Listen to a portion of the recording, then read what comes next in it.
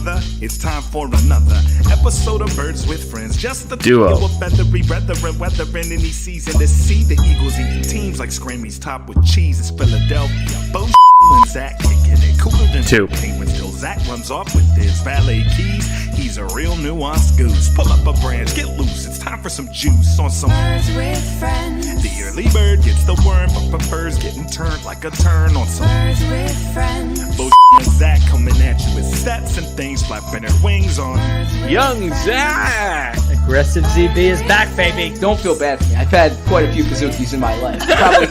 Wait, you don't think I'm bringing the energy? I mean, you can't actually be excited to be back from your honeymoon. Yes, sure you can. Right. I'm excited for this podcast. Excited for this podcast. Excited for this podcast. Excited for this podcast. I'm excited for every podcast. I could say for the first time in the history of this show, I'm excited for this podcast. Zach, how are you doing? I'm nervous about this podcast. Hello, everybody, and welcome to Birds with Friends. I don't think that I have ever been more embarrassed by the intro than I have been today, but a good start. A different show today. Bo and Zach, and those of you on YouTube will see that we are joined by Jason Reid to start this episode of Birds with Friends. So we've got plenty of Eagles news to get to in a little bit, but before we do that, we're going to talk to Jason. Jason, first of all, thank you so much for joining us. We want to talk about your new book, Rise of the Black Quarterback, what it means for America. But first of all, I guess, and Zach shows it off for the audio listeners. He's got it right there, and Jason has an even bigger version behind him. First of all, let me just apologize for the intro. I'm sorry, but I hope you got a nice little taste of Zach there.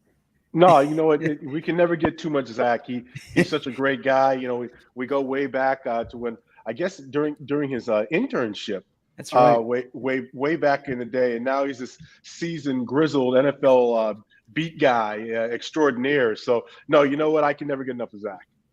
Back when he was subsisting on Pazookies, I imagine, right, Zach?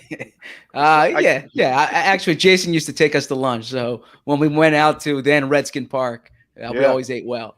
Yeah. Redskins Park. Can't even call it that anymore. Yeah, exactly. So Jason, I guess we want to start. And first of all, like the book is great. I've been making my way through. It's really, really enjoyable. I guess my first question is, you have been covering the league for a long time. What was sort of the inciting moment that made this the time that you wanted to tackle this book, and why now? Well, back in the 2019-2020 NFL season, the league was commemorating its 100th season. And I was having dinner with Doug Williams, the first black quarterback to start in the Super Bowl and win the game's MVP award. Before that season, he was talking to me about the fact that never before had there been so many superstar young black quarterbacks or guys who were potentially on the verge of superstardom. And, after thinking about it and, talking to him, I went to my editors at ESPN and I said, hey, look, I'd like to kind of follow these guys this year and see if, what I was being, told would actually come to pass. And my editors at ESPN thought it was a good idea. So I followed Patrick Mahomes and Russell Wilson and Lamar Jackson. And it actually turned out to be the year of the black quarterback in the NFL. Lamar Jackson, who was in his first year as a week one starter, became only the second quarterback in the history of the AP MVP voting to win the award unanimously. The only other guy is a guy named Tom Brady. I'm sure some people have heard about him. Patrick Mahomes, who the previous year had won the AP MVP award, that year he led the Chiefs to their first Super Bowl championship in 50 years and also won the game's MVP award. And in doing so, at only 24 at the time, became the youngest player in NFL history to have a league MVP award, a Super Bowl MVP award, and a Super Bowl trophy. Kyler Murray, who was the number one overall pick in that year's draft, won the AP Offensive Rookie of the Year award. Dak Prescott with the Dallas Cowboys had a fabulous year. Russell Wilson, then with Seattle, had a fabulous year. Deshaun Watson had a fabulous year. So it actually turned out to truly be the year of the black quarterback in the NFL. And true story, I'm in my Uber going from, I don't even know what they call that stadium in Miami now. It was Hard Rock Stadium. Yeah. Is it still Hard Rock? Okay. Still Hard Rock. So, okay, still hard because it was Joe Robbie or Pro Player Stadiums. Anyway, I've got my seafoam green on just to. Yeah. There you go. So I'm going to the airport and I get this call. I see a number on my phone that I don't recognize. I usually don't answer those numbers, but for some reason I did, and it was a literary agent who told me he had tracked my number down and he had been following the series that I did, and he thought there was a book there. And so I took his information. I told him, I'll call him back. Get to the airport, waiting for my flight. Another literary agent calls me and says, hey, I've been following this series, and I think there's a book here. So I kind of took it as I took it as a sign there might be a book there. So, long story short, or a little bit shorter, I set out to write the book, and like 75 to 78 interviews, and about 88,000 words later, we have Rise of the Black Quarterback, What It Means for America. I'm jealous of those literary agents calling left and right. But it was fascinating as I was reading the book, and I was thinking about personally growing up in the Philadelphia area. I'm 36 years old. I imagine a lot of our listeners. Are you 36 now? I'm 36. Yes. Oh my God! You know what? I did not need. I'm sorry, Zach. I did not need to hear that. But I imagine a lot of our He's listeners an old 36. are in their 20s, 30s, 40s, right, in that age frame. And most of what I knew then, and most of what they knew from the Eagles quarterbacks, is a black quarterback. I mean, they had Randall Cunningham. Then they had Rodney Peete take them to the playoffs. There was a short stint there with the Detmers and Bobby Hoying. Then Donovan McNabb was the franchise quarterback for a decade, followed by Michael Vick for a few years. And then there was Carson Wentz and Nick Foles sprinkled in, but now Jalen Hurts is decidedly their quarterback. And I frame it that way of asking, what role did Philadelphia and the Eagles play in your book, and how unique are the Eagles relative to the league with that history? All great questions, not surprising coming from you. So here's the thing. You cannot tell the story of the rise of the black quarterback in the NFL without talking about the Philadelphia Eagles. I mean, you just can't do it.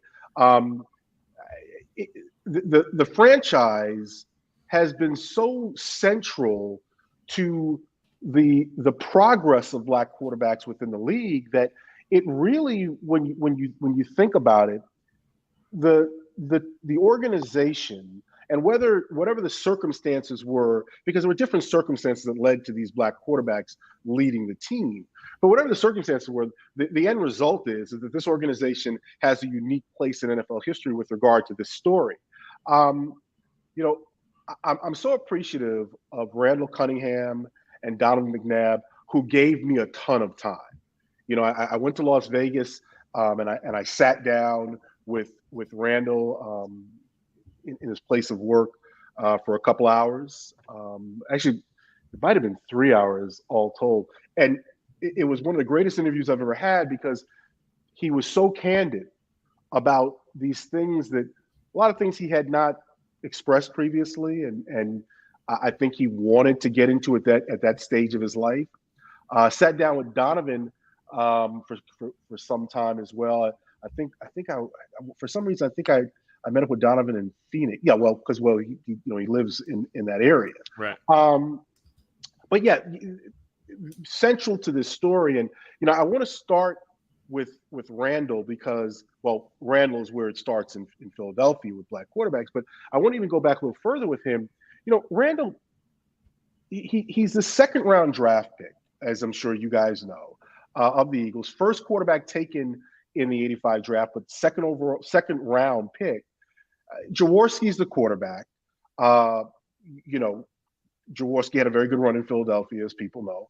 And Randall, as a rookie, was more of an oddity. Like, it wasn't like he was the heir apparent. Okay. He was a guy who, he was a great quarterback at UNLV, but not a traditional football power. He was also a punter there.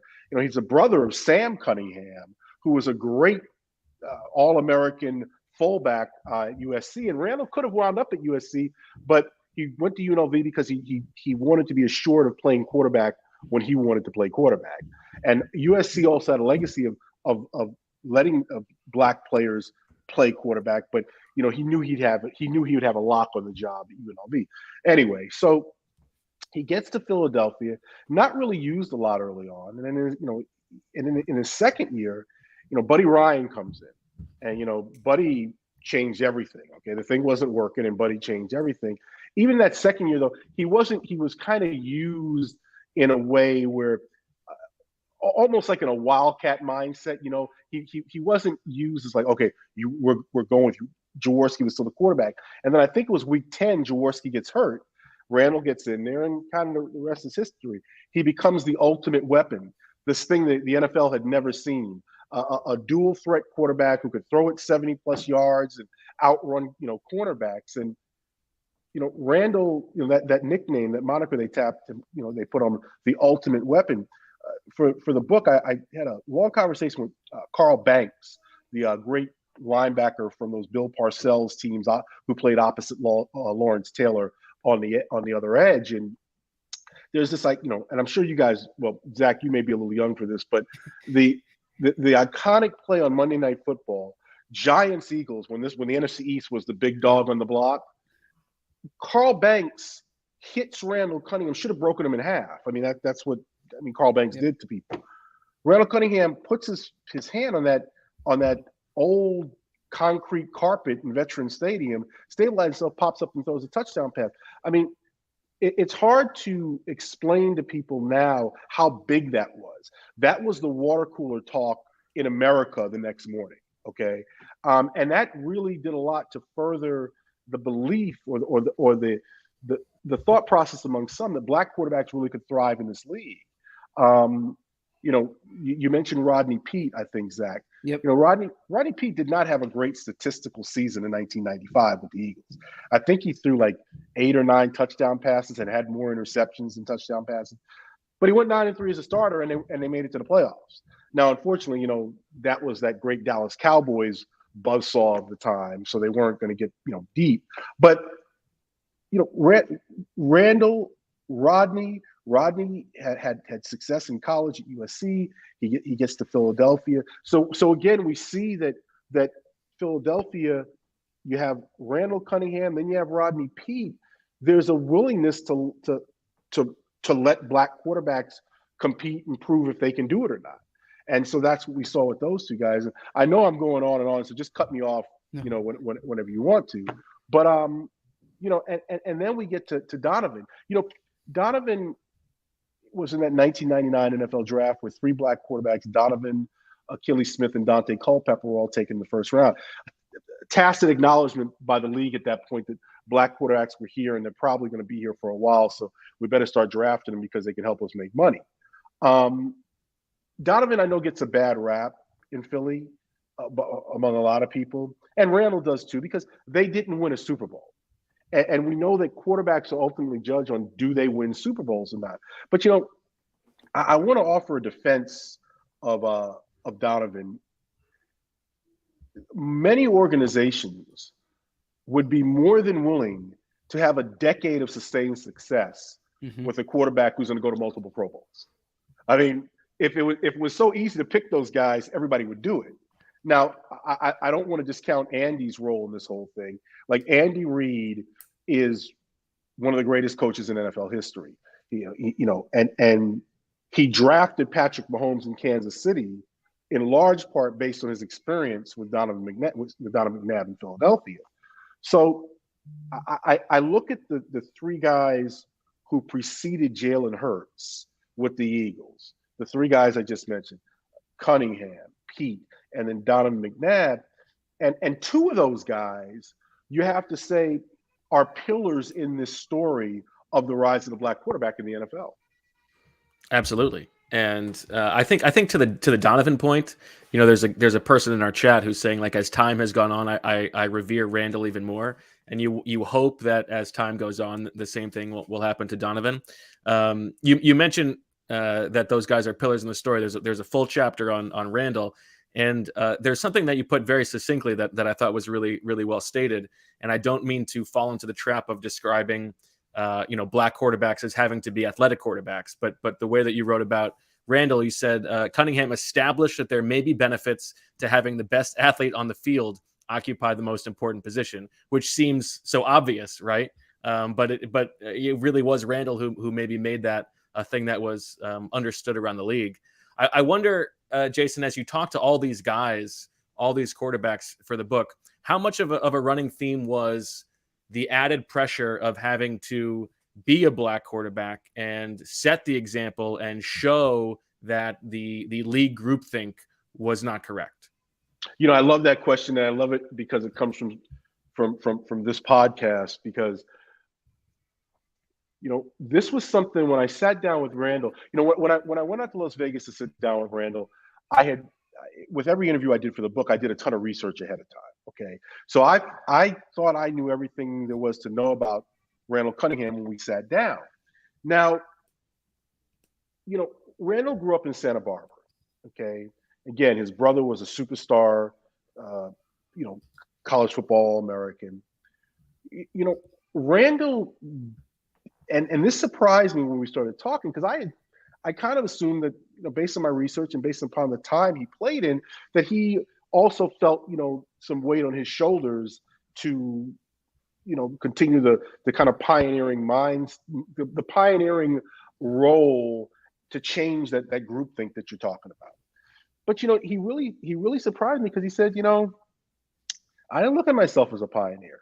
He's like, I didn't look at myself like Doug. I didn't look at myself like Warren. I didn't feel that. And I'm not saying anything out of turn here. I put it in the book.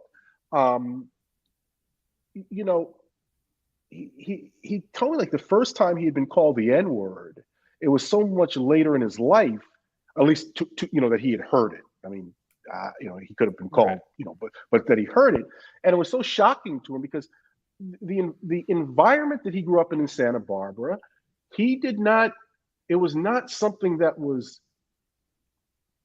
Black people don't all come from the same areas. Okay, we're not a monolith, and I think a lot of times there's this perception that, well, all Black people, quote unquote, come from the hood or like a certain type of music or all vote the same way, and that's just not true. And Randall, he did not feel that burden, and he also didn't want it. Like, he told me, he made this joke when he first got to Philadelphia.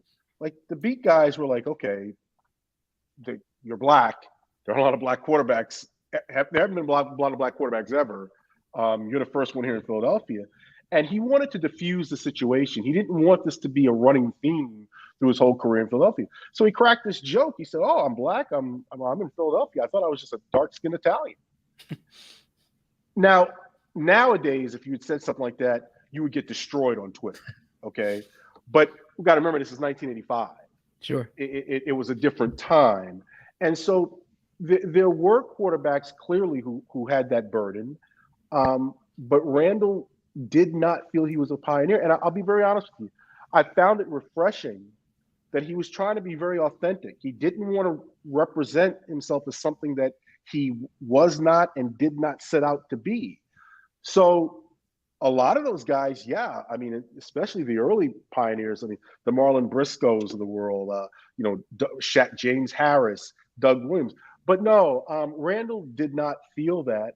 And Donovan came along later. I mean, like, I'm sure Eagles fans, I don't have to tell them about the Rush Limbaugh incident with ESPN. And, Donovan had to deal with that. But it was still, Donovan had come along at a point where barriers were already being, broken through, that he benefited from. The Rush Limbaugh thing showed, though, that as much progress had been made, there was still a long way to go. So, obviously there was pressure, but at least with the case with Randall, and I didn't talk to Rodney for the book, so I can't make an educated comment about how he felt. But no, Randall definitely did not feel that burden, nor did he want it.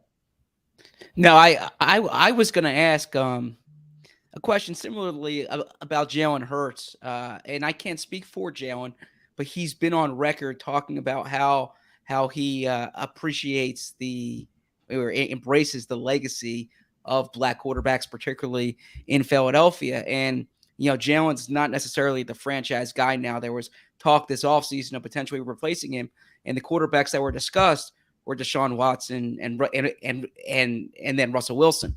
And there's talk about next year's draft, and the top quarterbacks there are Bryce Young and CJ Stroud. And I frame it that way because if you did this book 5 years from now, what's the context then? Are you seeing a sea change in the league? Has that change already occurred? And to tie it into a previous question, and I know we're tight on time, but Right, Michael Vick being in Philly, we didn't really talk about him. How influential was he for this generation of quarterbacks? Oh, let me say that Michael Vick, in part because of the Madden game, because all these guys grew up watching him, but also because after he served his time for the crime he was convicted of, and he had this career renaissance in Philadelphia, and he won the Comeback Player of the Year award. Again, we talk about Randall and Rodney and Donovan, but Vick is a big part of this story too. Okay, I mean, again, he didn't win a Super Bowl, but he revived his career in Philadelphia, playing in a manner that I was talking to a longtime NFL player personnel exec. He said, like, Michael Vick was the most unapologetically black quarterback in the history of black quarterback. And what he meant by that wasn't a slight on anybody else, but he just meant that Vick played in a way where he did not let the criticisms of his performance affect the way he played in terms of trying to change what he did. I mean, I talked to black quarterbacks who were pioneers. I remember James Harris told me he never threw the ball as well in the NFL as he did in college because he was always fearful and mindful of the fact that, hey, you're only one bad play from being taken out.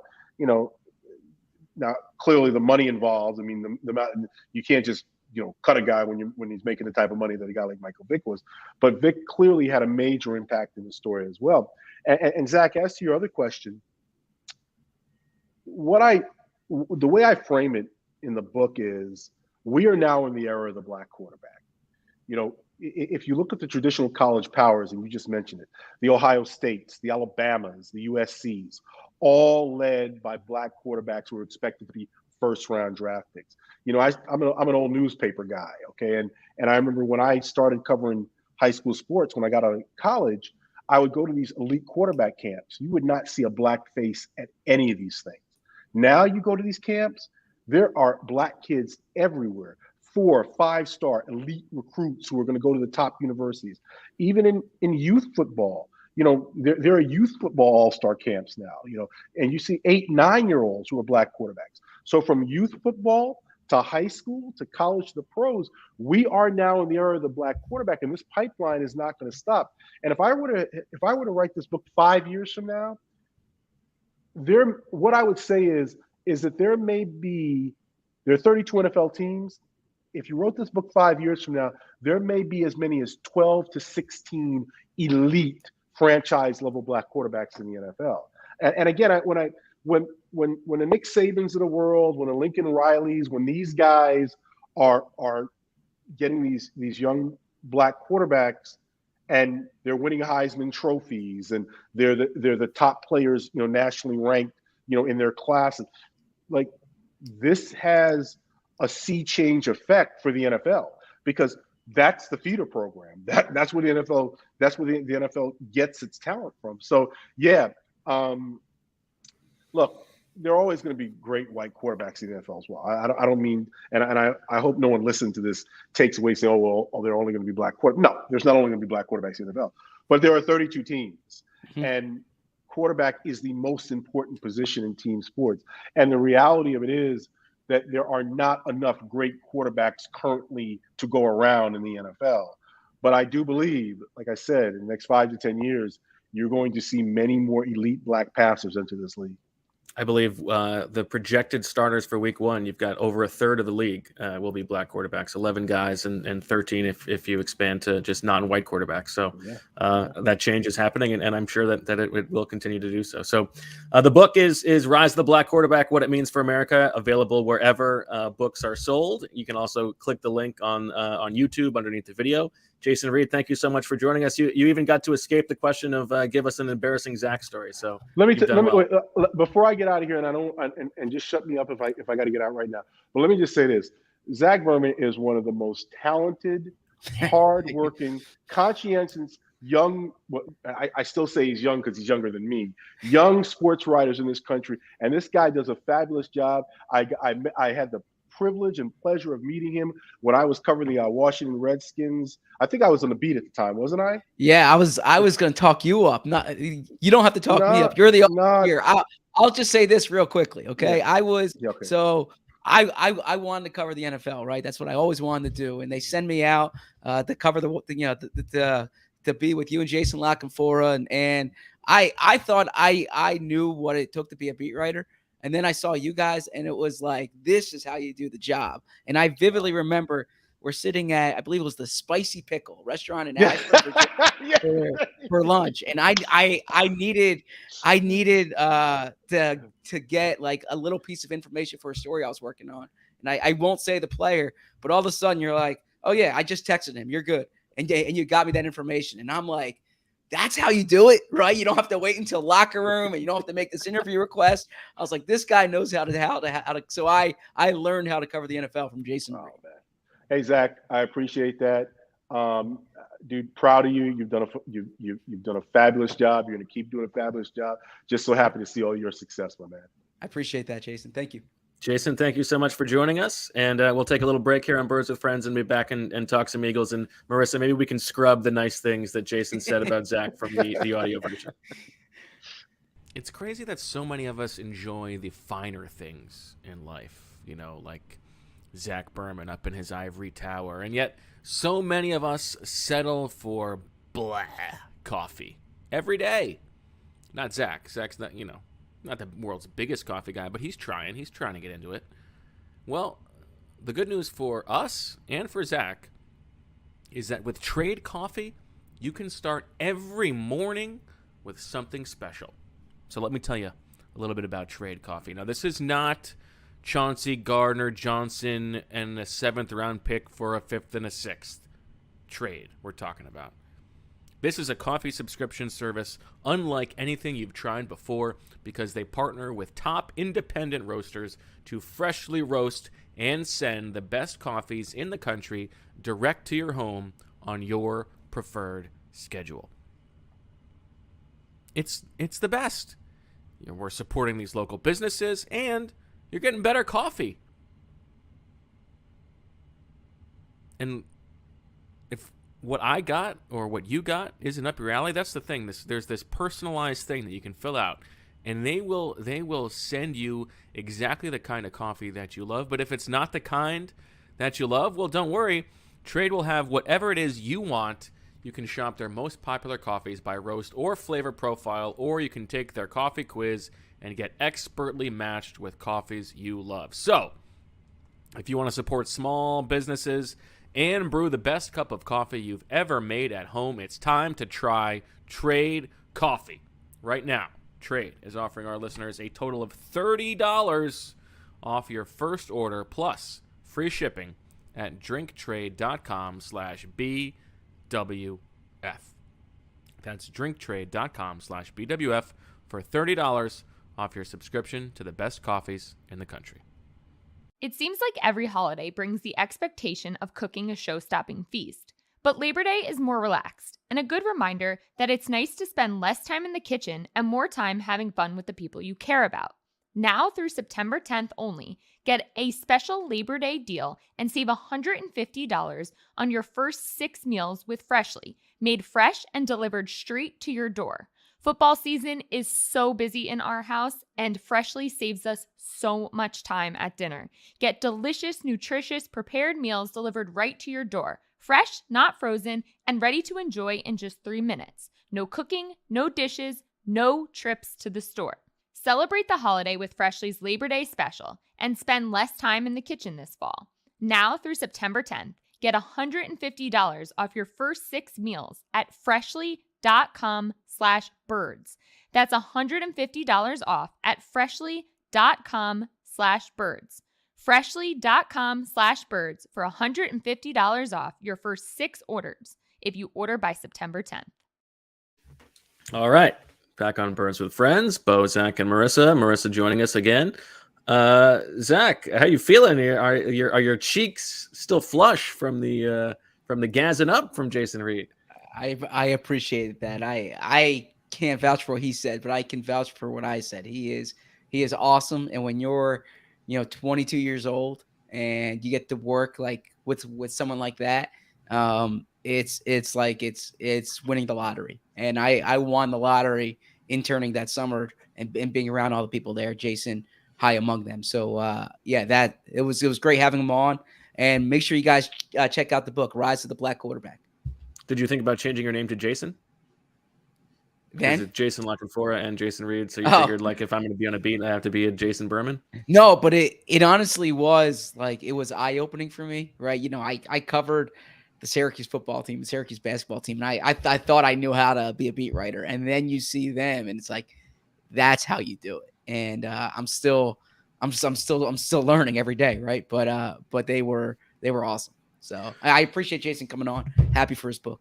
Yeah, and pleased to read the book, and I thought it was a good conversation, and I think it's important not just because it's an important topic league wide, and because he worked with you, but it is I think an undercurrent of this Eagles season, and yep. You talked about it, like Jalen Hurts has talked about guys like Cam Newton, who he looked up to, yep. And just the the visibility of that was very helpful for him. And I also think it's interesting. And this is one of the things that Jason talked about, but like the thing that Nick Sirianni said a couple weeks ago about how like sometimes we get on Jalen Hurts for leaving the pocket early. Right.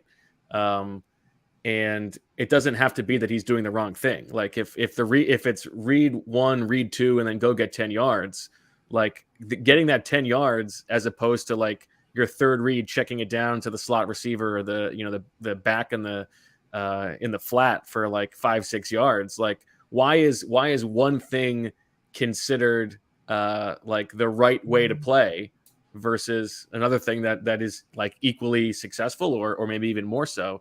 And I think Jalen Hurts has done a good job of like not apologizing for that and like embracing that that's how he plays the game. And so I don't know. It's something that I think will, be something that is an undercurrent of the year.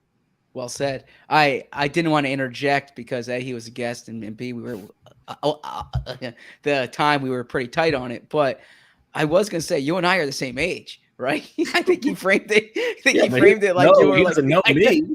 I know, but I wasn't a whippersnapper and fighting around his ankles. But did you get that impression too, Marissa, that he thought Bo was like the grizzled he was saying that made him feel old that you were this old. Yeah, I know. No, I get it. But no, it was good, and we are getting between the two of us. You're a month older or something like that. What's the? Yeah, you're June 11th. I'm March 22nd. So yeah, a few months older. I can't believe you gave away your birth date. The man who's so. Everybody write that down. March 22nd. Keep that for Zach's passwords that you're trying to break into. 322. I probably shouldn't have said that. But no, I do want to say to our audience here, we had a great breakfast in Cleveland or outside Cleveland, Bo, Marissa, and me, when you guys teased me for getting steak and eggs. But one of the topics.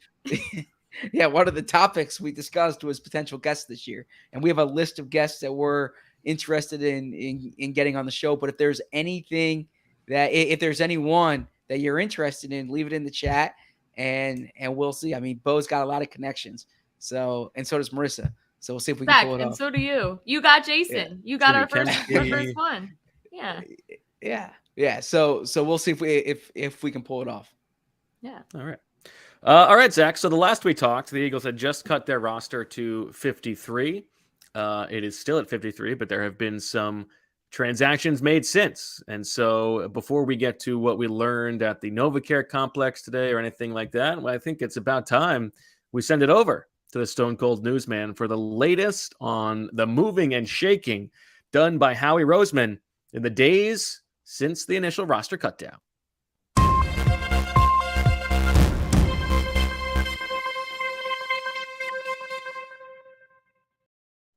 Well, breaking news is a good way to frame this because we had breaking news right before we came on the podcast. I actually don't know if all our listeners know this, so I will update you. This is from another person who taught me how to cover the NFL, and that's Mike Garafolo from the NFL Network. Mike Garafolo reports that Eagles tackle Andre Dillard suffered a non-displaced fracture in his forearm in practice today, per sources. Further testing is needed to determine the best course of action and timeline for a return, but the expectation is Dillard will be available for the majority of the season. So that's a fairly notable injury. I know he's not a starter, but he's their backup left tackle, and so we will monitor that. Other than that, how many turkeys would you wager on Derek Barnett being responsible for that injury?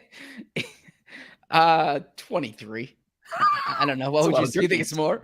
You think he did something to displace it? It wasn't even a padded practice. How did he break a forearm? I don't know if he fell the wrong way or something of that nature. But that's a notable injury, and we'll get more. The Eagles are off this weekend, but we'll certainly get more when they're back at practice next week. To get you updated, the Eagles traded Jalen Reagor, former first-round pick, 2020 first-round pick, traded him to the Minnesota Vikings, where he will team with Justin Jefferson. They get back a 7th-round pick in 2023 and a 4th-round pick in 2024 that could become a 5th-round pick if Jalen Reagor does not, if he why is it does not meet certain thresholds, right? So it's not like a 5th-round pick that becomes a 4th-rounder if Reagor hits certain thresholds. It's a 4th-round pick that becomes a 5th-rounder if he doesn't hit certain thresholds. No, it's the same thing. It's a 5th that becomes a 4th. It's why are we framing it this Eagle-centric way that's different than every other way? Wait, no, because the way I understand it is if he doesn't. So like usually it's a 5th, and then if they have 50 catches or something, it becomes a 4th, right? Right. I guess it's the same thing. You can say it's still it's however you frame it, it's the exact same thing. So they frame it like what the benchmarks are. Yeah, there's like de-escalating things there. Anyways, it's not. Why are we just like so you're eating saying this so you're trough? saying like this is what they're telling us. Yes, you're saying it's a 5th that becomes a 4th if he hits these things. Okay. Yeah. I mean, you're right. It's the same thing either way. Well said. Okay. So that's probably a better way of framing it. You're right. As I'm thinking about it, correct. The Eagles also, they waived Davion Taylor, who they literally just re-signed to the practice squad tonight. Davion Taylor, the 3rd-round pick from that year. So we had something online the other night about how the class of 2020 survived the top of it.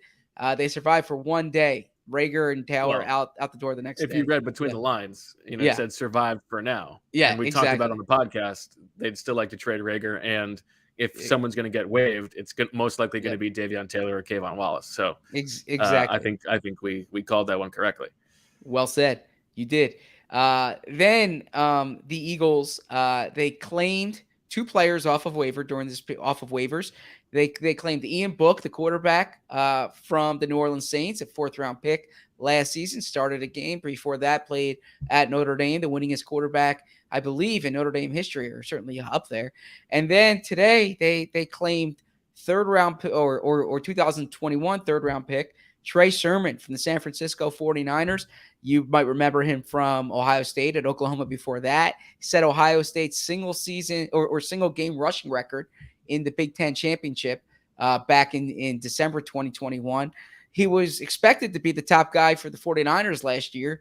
He gets banged up. Elijah Mitchell looks good. Elijah Mitchell becomes the running back. Doesn't make the team. Yeah, doesn't make the team this year.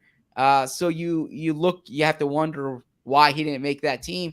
But in terms of draft pedigree and in terms of college pedigree, the Eagles getting a 3rd and 4th rounder from the 2021 draft at positions where they have pending free agents. So pay attention to both of those players, I guess, behind the scenes. We'll try to give you whatever updates we can there. Otherwise, the Eagles filled out their practice squad. The usual suspects, I would say. Most of the guys who we expected are back, including Coyote Awashika. And from the outside, the Eagles signed LaMichael Pirine. I know Samaj goes by Pirine. Does LaMichael go by Pirine as well? Well, I imagine so. Okay, yes. And so LaMichael Pirine from the Jets, he was a 4th-round pick 2 years ago, and he becomes the 2nd Gator in the building in as many days because Chauncey Gardner-Johnson came in earlier this week. So that's your news. We'll wrap it up with this: is that Eagles practiced this today. That's where Dillard got hurt. Miles Sanders back on the practice field today. Jason Kelce back on the practice field yesterday. We don't know the extent of participation yet, but it's a positive sign for both those guys. And the Eagles are off this weekend as are the Browns. So Marissa can get to finally see her husband. And then the Eagles will be back early next week, and it's a game week. So we'll have much to report on next week's pod. Thanks for that report, Zach. Yes. We'll see you later. Okay, a couple things to unpack there. First of all, let me just very quickly on the practice squad. Anthony Harris is back, which is important, and I think there's most likely some roster chicanery coming there. I would imagine he's probably going to be elevated for week 1 from the practice squad, and then maybe re-signed in week 2. I think it improves the Eagles' safety depth. It definitely improves the Eagles' safety depth. I think that he's a fine third safety. Especially with Chauncey Gardner-Johnson, transitioning in the beginning, I would expect that we might even see Anthony Harris on the field a little bit. You want to talk Trey Sermon first? You want to talk Jalen Reagor first? You want to talk Andre Dillard first? Let's probably talk Reagor first, because look, it's not something that can be glossed over. It doesn't have a material effect on this year's team, right? Other than punt return, which I'll give my quick take there. I'd expect Britton Covey at this point to be the Eagles punt returner. I imagine they'll elevate him for next week's game, and then they'll figure it out from there. But it from a big picture perspective, covering the team the way we do, this is significant, right? He was the first round pick in 2020. Clearly did not work out. We saw that, in the past 2 years. He was down the depth chart this year, and still only 23 years old. But there's probably much to debrief organizationally from that draft experience. My takeaway, and look, I'll also say it's not second guessing to say Justin Jefferson, because literally the first question Howie Roseman got after they drafted Jalen Reagor was, why'd you draft him over Justin Jefferson? And leading into the draft, the thought was the Eagles could be in position to land Justin Jefferson. But what I'll say is that I think the takeaway for the organization is to don't draft a player and not a fit, right? Especially that high in the draft. And if you don't think a player of that, who's an outstanding prospect fits for you, then the problem is you and your scheme and your coaches. It's not the player. So the logic or the methodology behind drafting Jalen Reagor, in my opinion, was flawed. I totally agree. And it's part of why, when Howie Roseman was talking this offseason about, getting on more of a same page with the coaching staff in terms of what they were looking for that year's draft, my ears perked up a little bit. I think all of that makes sense, but you can't overweight that. And I think also a general lesson is don't follow Shields wide receiver advice, but that's more for the league writ large. I gotta say, I'm not buttering you up, but your wide receiver advice, I was looking at wide receiver rankings. Your wide receiver advice is awesome. Gabe, at least in late rounds, maybe not in early rounds, but in late rounds, you were all over Gabe Davis. You were all over Davis, my guy. You were all over Quez Watkins. Yeah, those are my two guys. Yeah. So Elijah Mitchell and running back. Let's not forget my running back track record. Now your ridicule of T. Higgins shall not be forgotten. I never ridiculed T. Higgins. That was an overcorrection for fit. I'll take the loss there. I'm pretty sure I wrote I like T. Higgins, the player. He doesn't make sense after you just drafted JJ Arcega-Whiteside, which maybe that was a dumb thing to say because you don't think that JJ's blocking somebody. But I like Higgins. And who I hated? Your boy Laviska. Laviska? Yeah. I'm still on Laviska Island. So I'm not selling that stock yet. Everything. I mean, look, you and Urban Meyer are like two peas in a pod here, right? No, how dare you? We have nothing in common. Urban, well, you both didn't have much use for Laviska Shenault. Urban did not take advantage of him, and maybe Matt Rule and Ben McAdoo could do something with him. So we'll see. But no, I say that in jest. Well, I'm curious. What do you think happens next in Reagor's career? Do you think he's a piece in Minnesota? it's I'm torn because like I do want him to have a career. Like he, there was all the like there's like the social media back and forth, and I think he is too rabbit-eared. I think it certainly would be best for his career if he logged off. But I could say the same for myself, and I'm not logging off. So I respect that, or a poster respects a poster. I mean, I don't see it. First of all, the track record of guys drafted in the first and second round who have been that unproductive while being healthy over the first 2 years of their career is really dire. There is not a lot of a track record of those guys ever turning into like starting caliber receivers. I think a change of scenery is definitely going to do him well.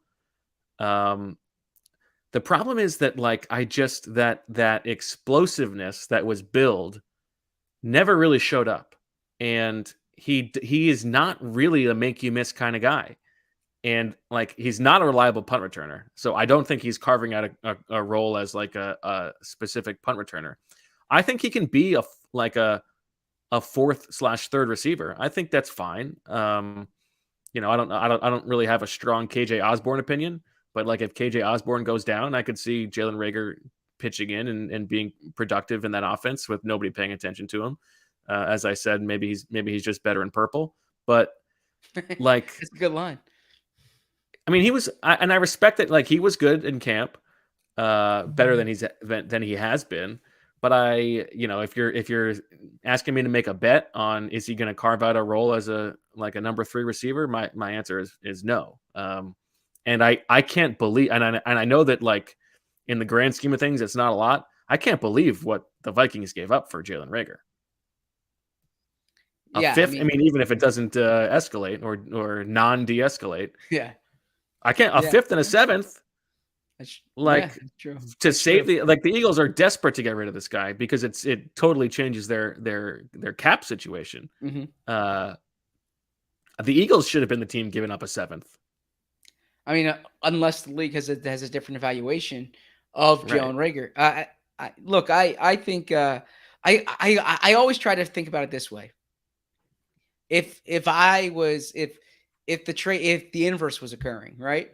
Like if the Eagles were acquiring a third-year receiver who was the 21st pick in the draft 2 years ago, and had a weird situation where he would, the coach got fired after the first year, a new offense, like you can probably talk yourself into it, right? You can be like, oh, there's untapped potential here. Oftentimes it doesn't go that way. I said we were off air the other day, but I was talking to our friend DJ Smith about the thing I got like wrong the most during my time on the beat. And I have no qualms in saying this.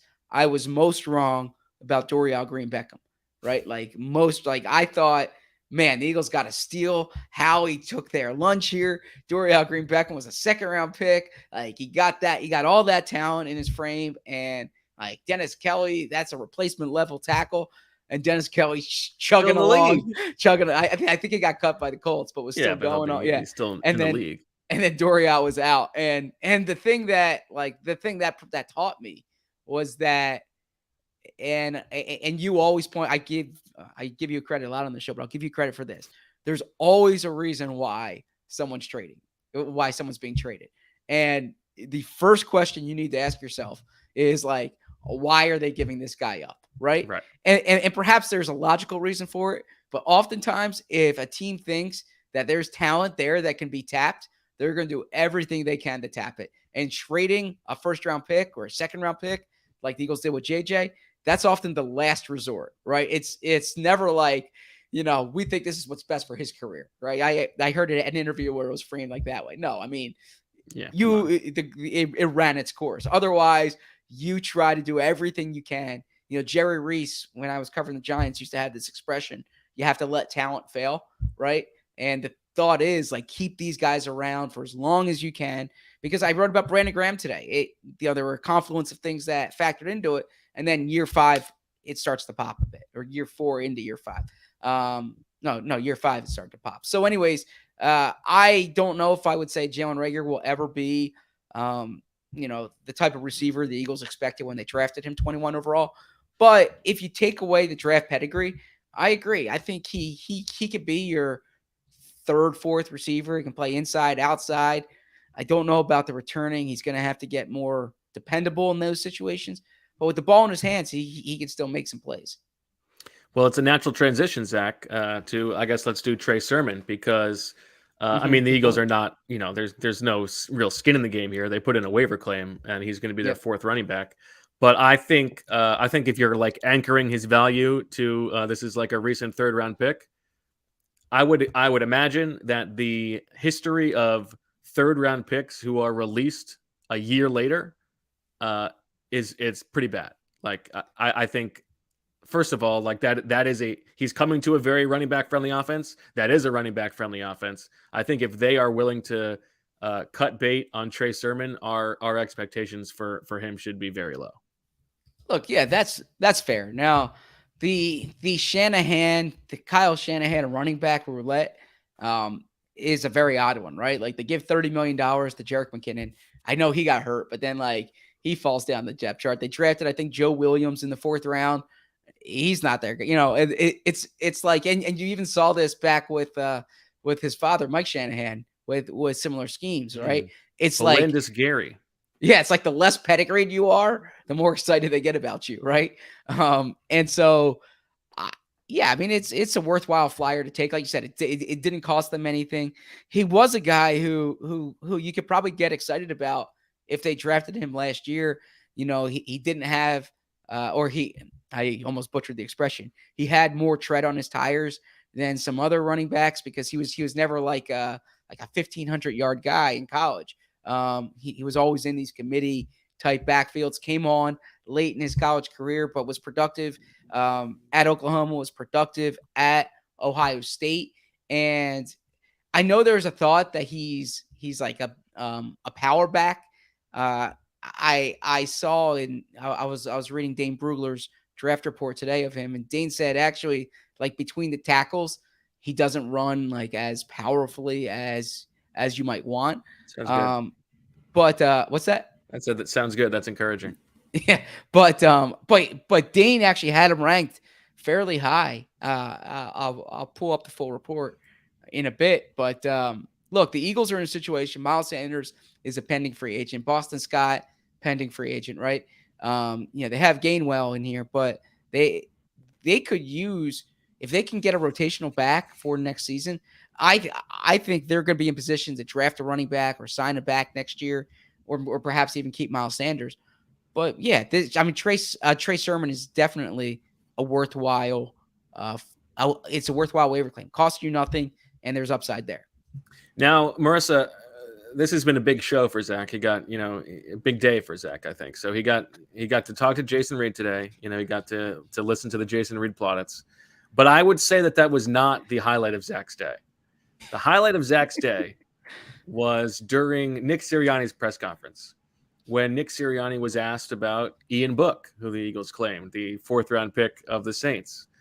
And when Nick Sirianni mentioned that he has a good relationship with Tommy Rees, the Notre Dame offensive coordinator who coached Ian Book and who coached underneath Sirianni in San Diego, Zach's chest puffed out.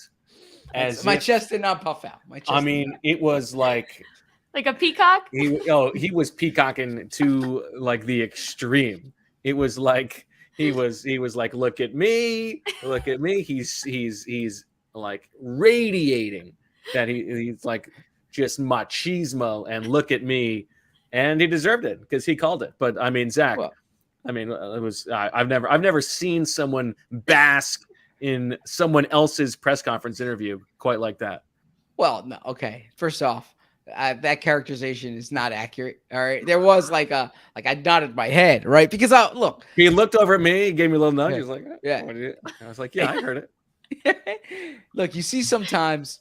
Yeah, I think it was Howie and Joe Douglas a few years ago. We're talking about this cohabitation matrix, and it's become like a running joke.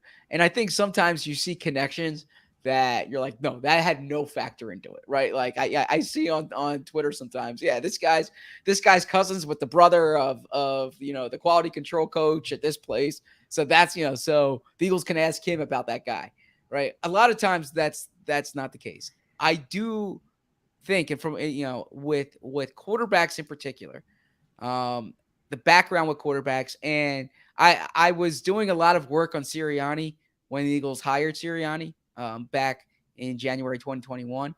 And one thing, when I was asking about his Chargers days, like who knows him well, I heard about this one year in 2016 when Tommy Rees worked under him and was they were like really close. And I read this Notre Dame story when Tommy Rees got hired as OC, when Sirianni basically was like talking him up and all the stuff that's now.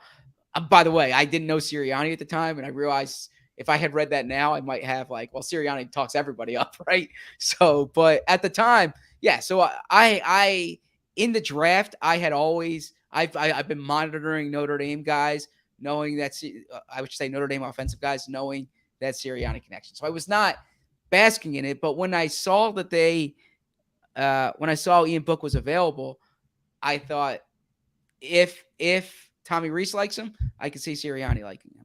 Now, I should also add, and this you were lathering yourself in that. I was not lathering myself, but let's not give that. And I'll give credit to Jordan Schultz here, and this has been in a few other places. The Eagles also put a claim in for Kellen Mond. Now, yeah, I wonder who their priority was. Yeah, that's the thing. We don't know who their priority was because the Browns are above the Eagles on the list. So if the Eagles had Mond as the priority, then. So I just learned that today. Explain that, because I did not know that. I thought it was just like the order you go through, but apparently you have position priority in your claims. Yeah, sure. So the Eagles, they wouldn't. You have to open up however many spots you need, but you also, like, if you're saying you want a quarterback, you can prioritize what you want there. So we don't know who their priority would have been, but yeah, there's lots of little like tweaks and things you can do on the waiver wire. Yeah, that's interesting. Real quick, because we mentioned the press conference and the last podcast, apparently we did not mention that Howie talked about your dinner date, and the YouTube had like all these comments about it. So being the producer that I am, I have to follow up on that. So if you Zach, I give this to you. So for those of you who didn't know, when during Howie Roseman's we press talked about it on the pod. Zach asked a question and I followed up, and it was like a very simpatico, like teammate type thing. No, it was you asked the question first, and I asked the next one, then you followed up on my question. So it was like bang, bang, bang. Yes. And Howie said, "Oh, this is like their dinner or something like that." Like their dinner date, yes, because we were at the restaurant where. Yeah, we talked. We had every right to be there. We didn't mention. We never said that Howie was there, but Howie added himself now that he's. Yeah, exactly. I was trying to respect. Look, Howie. Yeah. I viewed everything that night as off the record, man. I mean, look, I respect. I know when he. I respect those boundaries. All right. Yeah. I mean, Howie, you can trust that. Like, if something's off the record with me, that's off the record, right? But I didn't realize that the dinner was for public consumption at a press conference. Good thing the mistress wasn't there.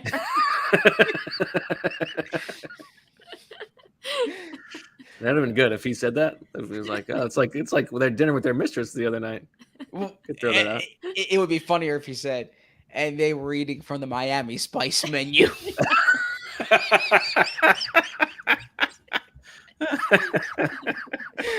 Like if he's like, "This looks like your dinner date with the Miami Spice menu." you paupers. Anyways, yeah. So I did see that. To interrupt. No problem. Look, do you think that Howie Roseman intentionally waited until after the 53-man roster cut down to make the Jalen Reagor trade so he wouldn't have to answer questions about it? I don't. I've heard that theory. I don't. Now, I'm not going to dispute that Howie can be, strategic with either timing or news or things of that nature. But given everything, I would love. I can't imagine how he's going to invite me on this. I would love to be a fly on the wall on that day when they're cutting the roster, right? So they're meeting with, we've seen this on Hard Knocks. They're meeting with all these players, right? at the same time, they're kind of making these last minute decisions. They're negotiating trades. There's a lot going on there. I can't speak to what's going on with the Vikings in that situation, but I got to think that if they had this deal agreed upon before the 53, it would have been cleaner just to make it then. I don't think Howie did it to skirt scrutiny or questions from it. Speaking Now, of mistresses, skirt. Okay, I didn't make that connection, Bo.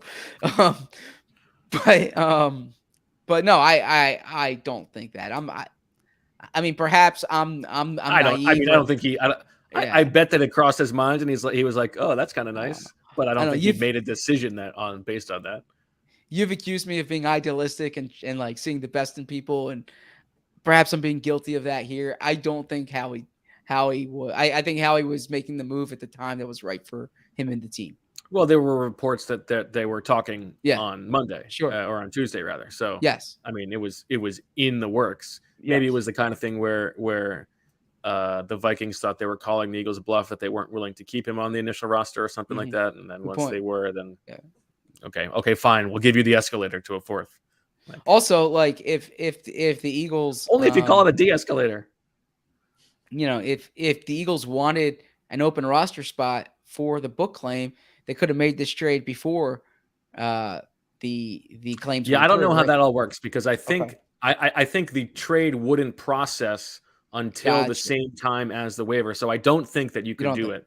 Gotcha. Okay. Well, I think Schefter tweeted today that they didn't have to make a spot for Sermon because of they had an open spot. Yeah. Right. No, they waived Davion Taylor to make room for the Ian Book claim, because everything processes at once in a cycle.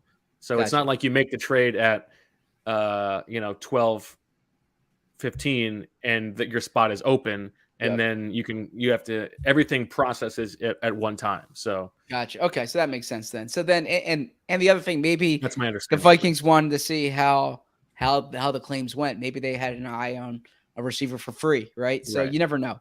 Yeah. I think I'm not going to give the media much credit on that one. I don't think Howie was worried about. Howie knows how to answer questions in a press conference. I'll put it that way. Yeah, that's fair.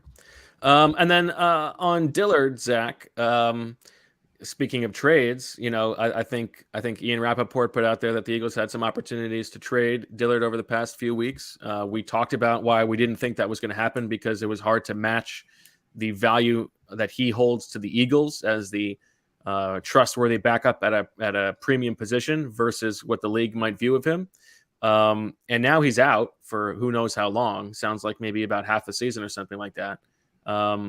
That's not ideal, obviously, not for Dillard's market value come the offseason or for the Eagles in the short term. Obviously, Jordan Mailata's health becomes even more important.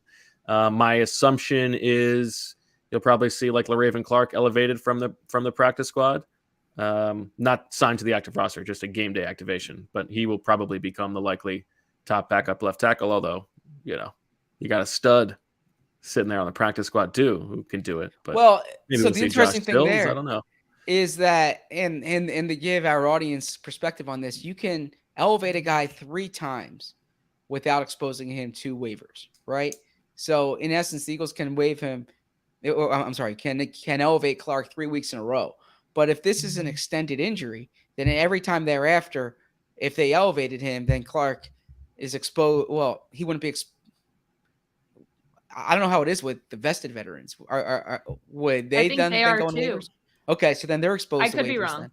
Yeah, but you can only elevate 2 guys, and so far this podcast, you guys have mentioned 3.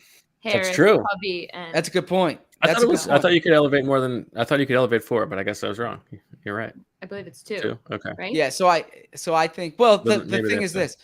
They can. I mean, Jack Driscoll. They can like supercharge him playing on the left side, maybe. But or Sills. Yeah, I mean, if Dillard's out for half the season, he'll go on IR, and they'll get they'll be able to use that roster spot, whether it's on a backup left tackle or on Covey, if they want to keep the team from signing Clark's Covey. A veteran, so you probably don't want to do Clark. You probably do Covey and then have a 5th receiver, make him your returner. Clark and Harris. Yeah. So that's it's funny that Great. I appreciate that, Marissa. Thank you. It's funny that like the season's about to start.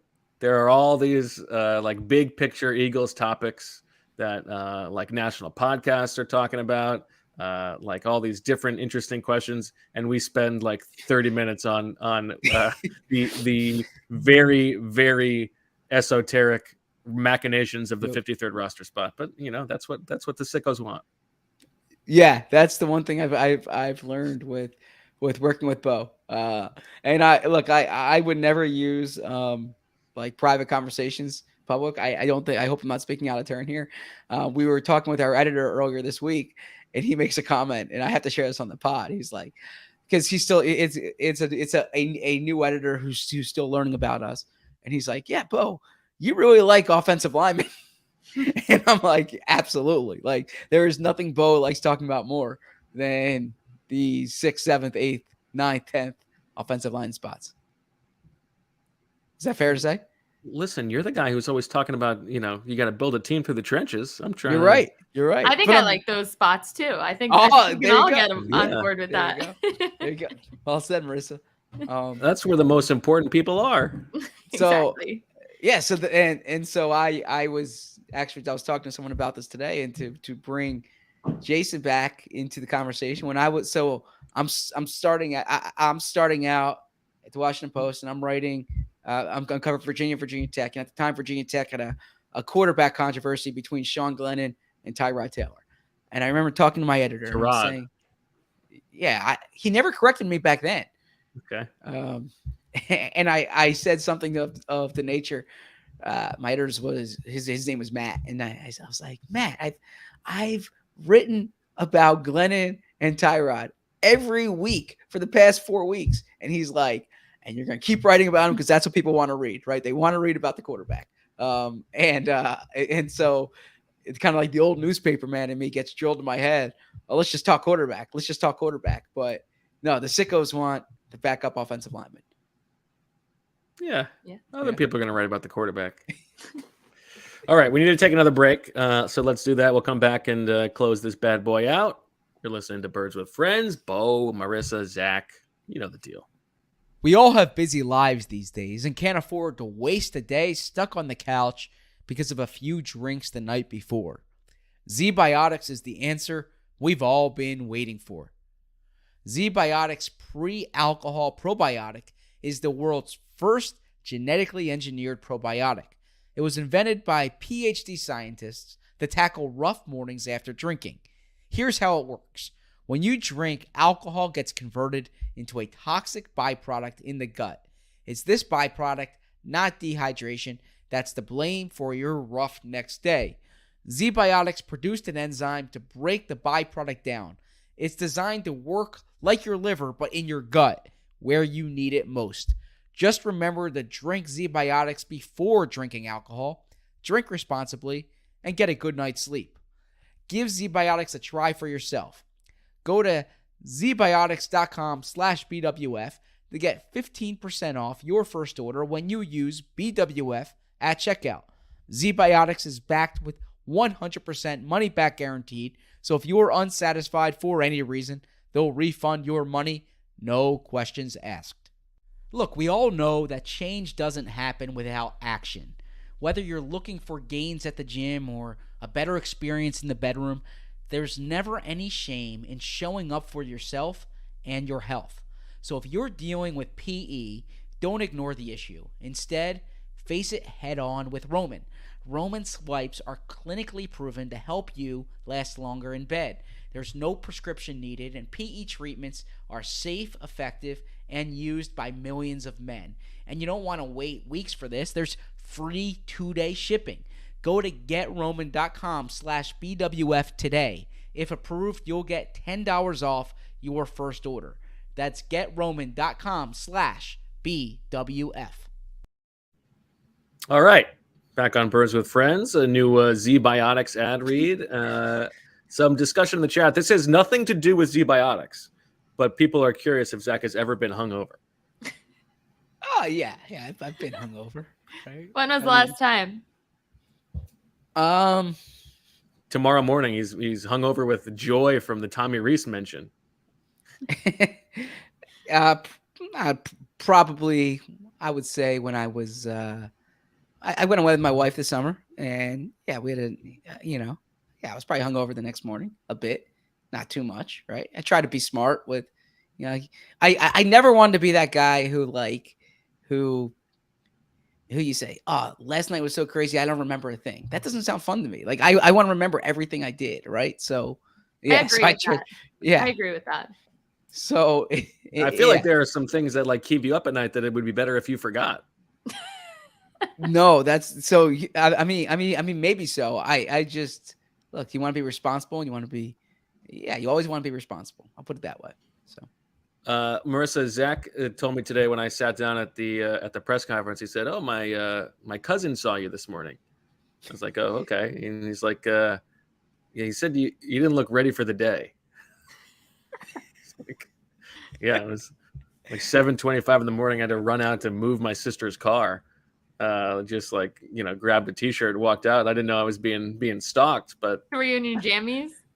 I mean, I was in shorts and a t-shirt and flip-flops, like walking a couple blocks to move a car. Like, he didn't think he caught me. He caught me a little early on. He's like the paparazzi. He said you didn't look ready for the day. I was being polite. Yeah, he must have, yeah. I can only imagine the description. Like he looked haphazard. He's a huge Wulf fan. He's listening. Yeah, he doesn't watch it on YouTube, but he'll be listening to the car tomorrow. Shout out to Lee, and I imagine he was a little probably starstruck by seeing a celebrity. It's like stars. They're just like us. Yeah, exactly. I was gonna say, but I was posing like stars. us. I was gonna say, ding dongs or whatever. No, jabronis. They're just like us. There's a Philadelphia version of Us magazine. You'll be in there, trying to move your car, right? So, yeah. Jeez, tough life. All right, Zach. What's coming up next week? We got a big long list to get to next week. We've got to do our season over/under draft. We have to do our Eagles predictions. We got to turn the actual focus to the Lions. Lots of stuff.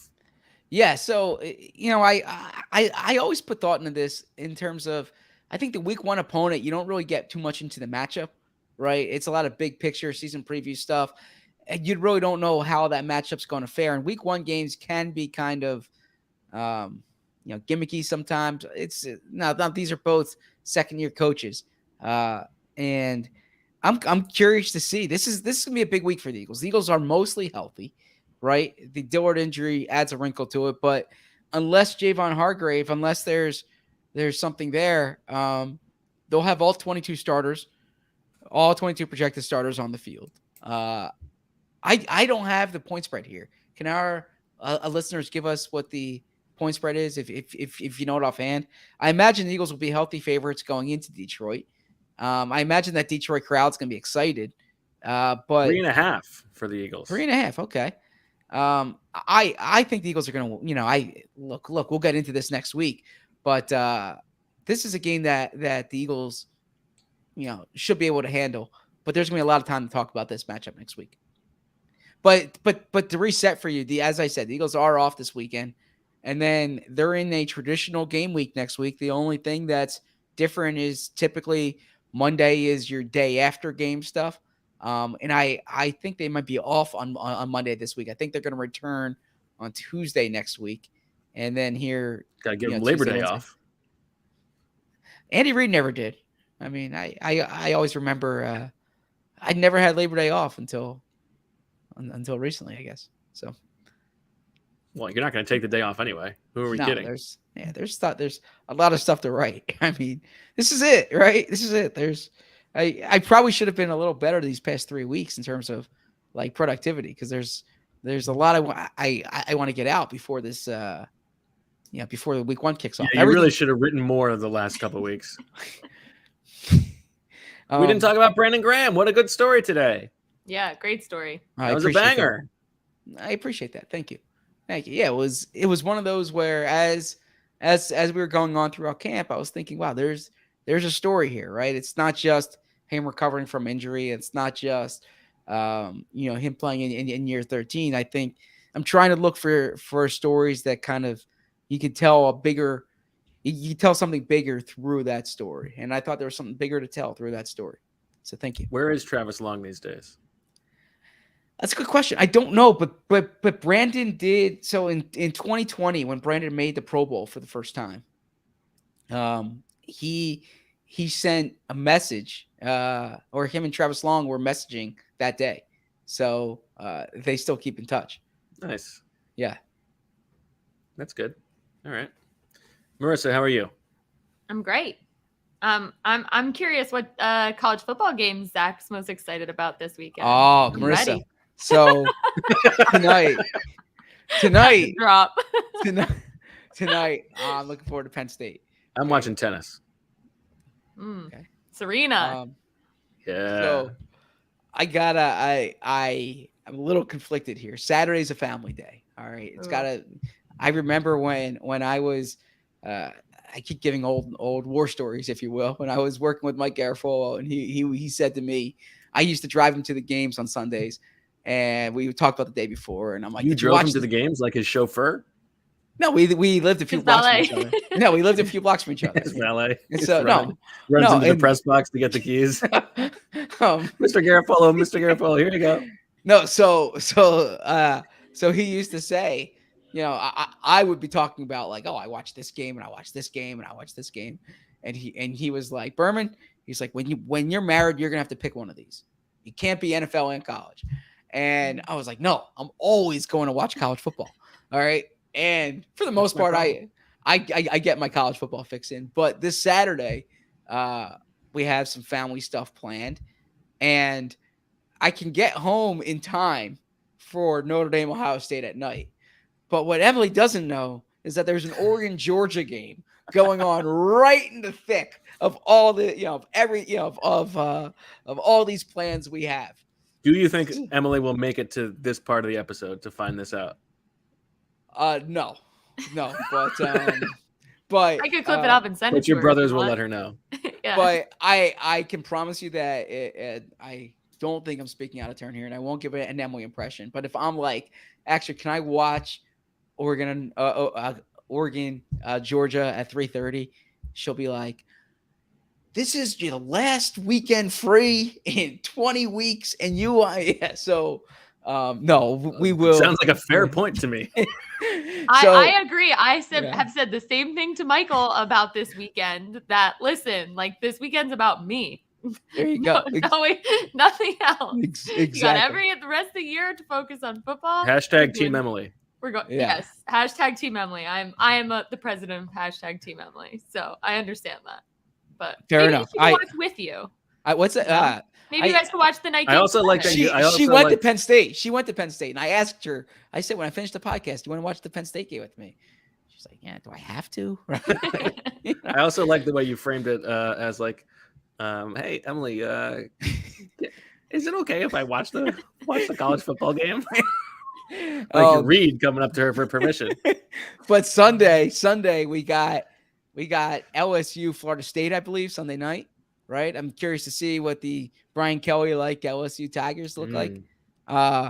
Monday, I think it's Clemson, Georgia Tech. There's a lot of games Saturday, but the game, I think the game the whole country's looking forward to is Ohio State, Notre Dame.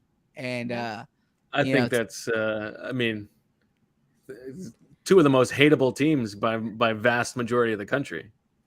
I mean, a lot of NFL talent on that field. So yeah, but you root for both teams to lose that one. I actually think if you watch them, you would be in to CJ Stroud.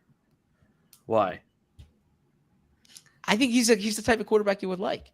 What does that mean? Why? Why? What's my type of quarterback? I want to know what you're saying about me. He's first off, he's got good size, a good arm, accurate with the ball.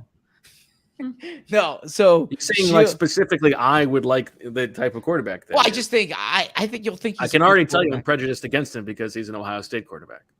Okay, all right. But so sell me. Sell you. Watch the Rose Bowl last year, and I won't need to sell you. Watch him throw to Marvin Harrison Jr.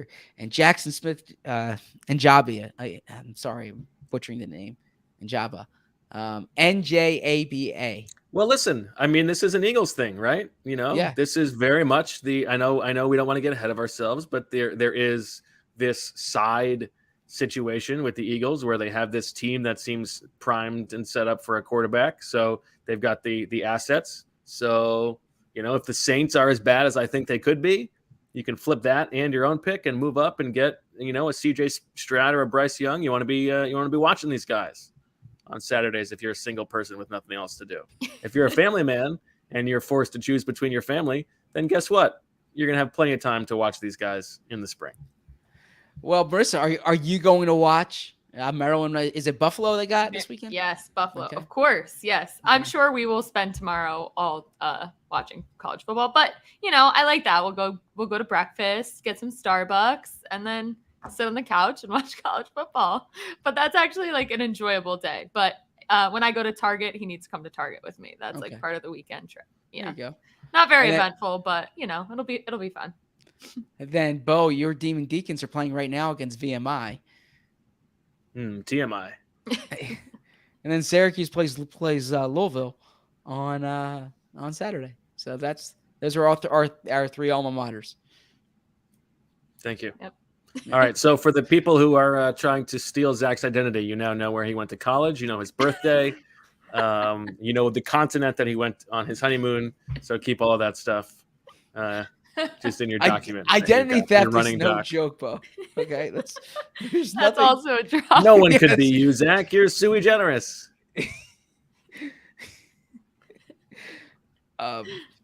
Sui generis. Did I pronounce that wrong? I don't know. Okay. All right. Unique. Okay. Yeah. Okay. All right. Well, that'll do it for this episode of Birds with Friends. Thank you again to Jason Reid for joining us and giving us the scoop. You can buy that book on Amazon or anywhere else. And we'll be back next week. We got a lot of shows to get to. Lots of questions in the chat about what the Friday show is going to look like. How are we going to do Swooper? Are we going to do Swooper? Who's going to be the guest picker for the Spread Your Wins and Fly draft? Listen, we're in the lab. We're trying to cook some things up. We got some work to do. So stay tuned for that next week. Thanks for following this week. And for everybody, for Jason, for Marissa, for Zach, for me, and Coyote, we thank you for listening. We'll talk to you next week. And as always, we love you.